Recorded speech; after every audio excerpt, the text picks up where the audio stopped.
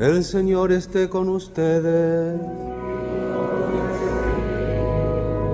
Del Santo Evangelio según San Lucas.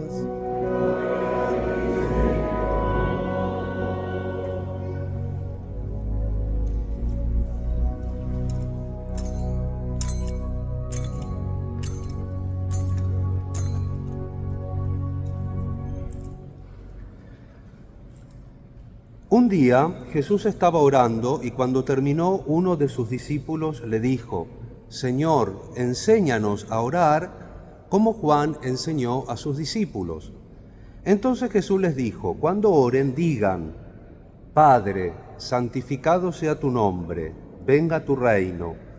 Danos hoy nuestro pan de cada día y perdona nuestras ofensas, puesto que también nosotros perdonamos a todo aquel que nos ofende. Y no nos dejes caer en tentación. También les dijo: supongan que alguno de ustedes tiene un amigo que viene a medianoche a decirle: préstame, por favor, 3 panes, pues un amigo mío ha venido de viaje y no tengo nada que ofrecerle. Pero él le responde desde dentro: no me molestes, no puedo levantarme a dártelos, porque la puerta ya está cerrada y mis hijos y yo estamos acostados. Si el otro sigue tocando, yo les aseguro que aunque no se levante a dárselo por ser su amigo, sin embargo, por su molesta insistencia, sí se levantará y le dará cuanto necesite.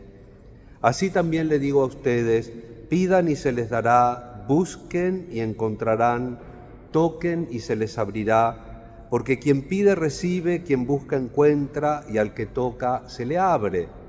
¿Habrá entre ustedes algún padre que cuando su hijo le pide pescado le da una víbora? ¿O cuando le pida un huevo le da un alacrán?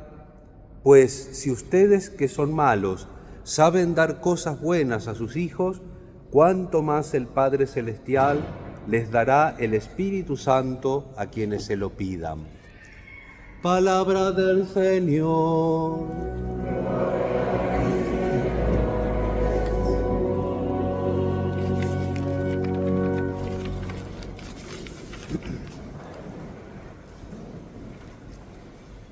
Queridos hermanos y hermanas en el Cristo, la escena de Abraham intercediendo por Sodoma y Gomorra es única en la Escritura.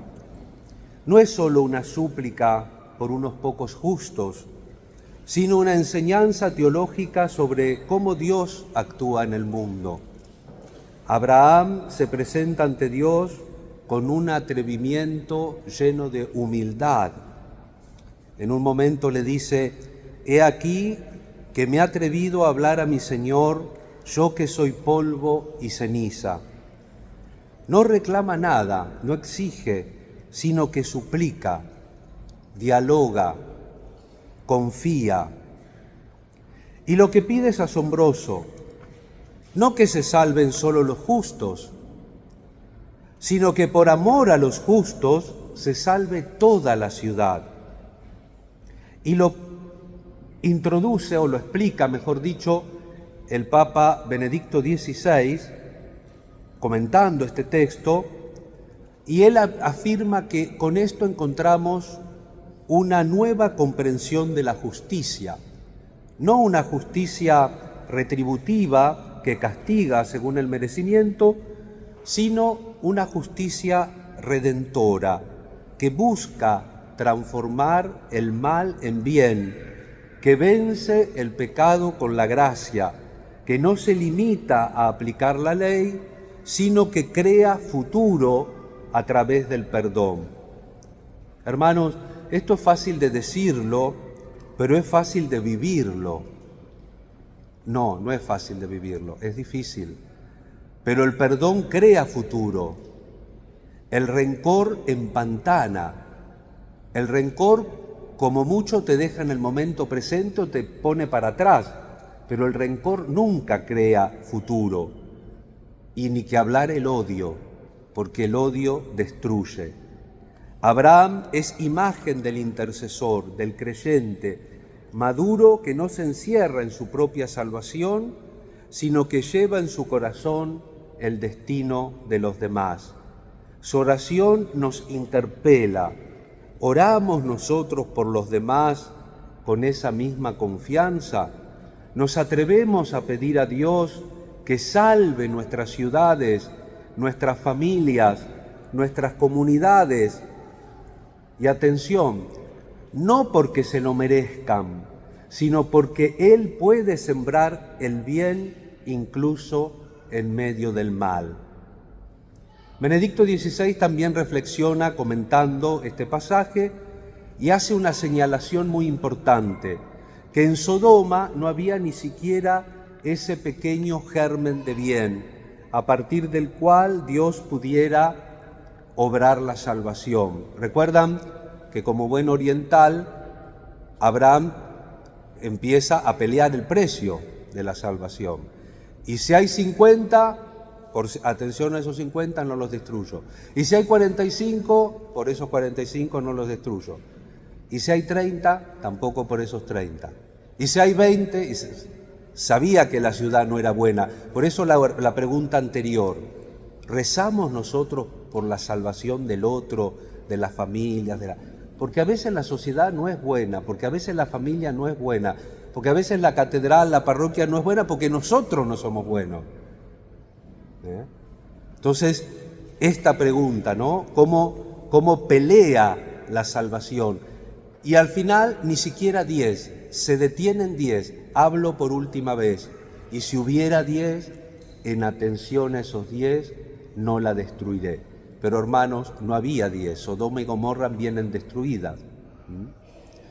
No se trata solo de castigar o no castigar. Dios quiere perdonar, pero nosotros tenemos que querer porque somos seres libres. Dios te quiere perdonar, pero vos tenés que querer ser perdonado y abrir tu corazón y recibir ese perdón. Dios está dispuesto, pero el mal era absoluto, tan cerrado a la conversión que ni siquiera había un pequeño punto de partida de 10 personas. Aquí encontramos una lección profunda. No basta con evitar el castigo. La verdadera salvación es ser liberados del mal que habita en nosotros. Y para eso debe haber al menos una apertura, un deseo, un anhelo de bien. Es como en la medicina, el cuerpo necesita al menos una célula sana desde la cual regenerarse. También la sociedad, la iglesia, el alma humana necesita ese pequeño punto de luz para que la gracia pueda comenzar su obra. Queridos hermanos, que no falte este germen de bien en nuestras ciudades, en nuestras familias, en nuestras parroquias, que no falte en nuestro corazón. Y si sentimos que todo está corrompido, que todo está perdido, que no hay salvación posible, entonces la oración de Abraham se vuelve también nuestra oración. Pidamos a Dios que ponga Él mismo ese germen, que si no está, lo cree, porque nuestro Dios es el Dios que llama las cosas que no son para que sean, y donde tenemos mal, Él puede plantar el bien. Y en el Evangelio de hoy, Jesús nos muestra el corazón de esta relación con Dios a través de la oración. Sus discípulos le piden: Señor, enséñanos a orar. No quieren una técnica, sino una intimidad. Lo ven orar y desean entrar en ese mundo interior que perciben en Él. Y Jesús les regala la oración más grande, nos regala la oración más grande, la más sencilla y a la vez la más profunda, el Padre Nuestro. Notemos bien lo que esto significa. Jesús nos dice que podemos llamar a Dios Abba, que era el término que utilizaban los niños para llamar al papá en su casa. Supongo que en inglés era dad, una cosa así, ¿no? En vez de father, que es más, bueno, papá. Cada lengua, cada expresión de cada lengua en su contexto tiene un nombre de entrecasa del Padre. El que ofrece Jesús era el del arameo, Abba, Padre. Llamar a Dios como un Padre que vive con nosotros. No un Padre lejano, autoritario y severo. No un juez implacable, sino un Padre que está en los cielos, sí, pero que se inclina sobre nosotros, que nos escucha, que se conmueve. Un Padre que se preocupa por nuestro pan de cada día, por nuestro perdón, por nuestra lucha contra el mal. Un Padre que nos ve como hijos, incluso cuando nos comportamos como enemigos.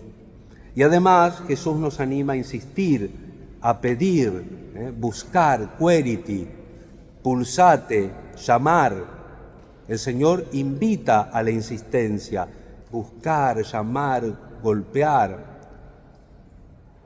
Como imágenes de la vida cotidiana, el amigo que pide a la medianoche, el padre que no da una serpiente al hijo, Jesús nos invita a la confianza.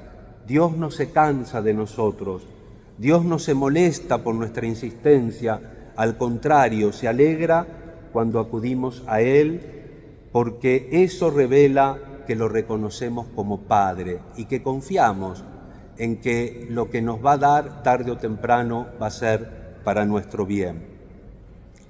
Podríamos preguntarnos, ¿sirve de algo orar? ¿Cambia algo rezar? ¿Tiene sentido pedir a Dios lo que parece que ya ha decidido? La historia de Abraham nos responde, sí, tiene sentido, vale la pena porque la oración transforma. No porque cambia a Dios, sino porque abre el camino a su misericordia. La oración de Abraham no forzó a Dios, más bien reveló lo que ya estaba en el corazón de Dios, su deseo de perdonar, su deseo de salvar. Lo mismo ocurre con nuestras oraciones. No se trata de convencer a Dios, sino de unirnos a su voluntad salvífica. Jesús lo enseña en el Padre Nuestro, hágase tu voluntad, así en la tierra como en el cielo. ¿Cuántas veces por una oración sencilla una persona ha cambiado de rumbo? ¿Cuántas veces por la intercesión de una madre, de un abuelo, de una comunidad, alguien ha vuelto a la fe, ha abandonado el pecado y ha descubierto su vocación? La oración no es perder el tiempo, es sembrar en el tiempo la semilla de lo eterno, es colaborar con Dios en la redención del mundo. Y más aún, la oración nos transforma a nosotros, nos hace más semejantes a Cristo, que vive para interceder por nosotros. Volviendo, para ir terminando, al pasaje del Génesis, hay un punto que no debemos olvidar. Dios habría perdonado a toda la ciudad por causa de 10 justos. Esto es inmenso. Revela el poder de los santos. La historia de la humanidad no está decidida solo por los poderosos, por los que hacen ruido, por los que dominan los medios o las guerras. Hay una historia más profunda, silenciosa, escrita por los pequeños, por los que oran, por los que aman, por los que sufren con paciencia. Ellos sostienen al mundo. Según una antigua creencia del judaísmo místico y rabínico, en cada generación existen 36 justos ocultos, Lamed Bat Sadikim en hebreo, cuya existencia es esencial para el mundo. Son tan justos y humildes que ni ellos mismos saben que están entre los elegidos, pero gracias a su fidelidad y bondad silenciosa, Dios sostiene al mundo y no lo destruye a pesar del pecado generalizado. Este concepto aparece en el Talmud y aunque no es doctrina revelada, ha influido mucho en la espiritualidad judía. Por eso es importante primero ver cómo es nuestra conducta, si es verdadera o falsa, en vez de preguntarnos primero si lo que hago está bien o lo está mal. Porque fíjense, estos justos ni ellos saben que son justos, pero sin embargo no hacen la maldad, no devuelven mal por mal, no critican, no se esconden, no acechan al otro, no se ponen contentos cuando el otro cae, porque si el otro cae, se ve mejor que yo estoy bien de pie. Qué triste eso, hermanos. Qué alegría sería que todos sean buenos.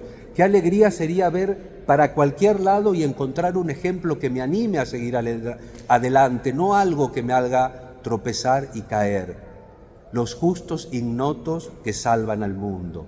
Y en este sentido, con esta tradición detrás, Benedicto XVI decía que en nuestras ciudades haya un germen de bien, que hagamos todo lo necesario para que no sean solo 10 o 36 justos. Esta es nuestra vocación, ser parte de ese pequeño grupo que sostiene al mundo con su fidelidad. No se trata de ser perfectos, hermanos, se trata de ser verdaderos, porque lo que hago, insisto una vez más, a veces la gente hace cosas y te pregunta, ¿está bien? Y a veces uno tiene ganas de decirle, no, no está bien, pero no se atreve, ¿no?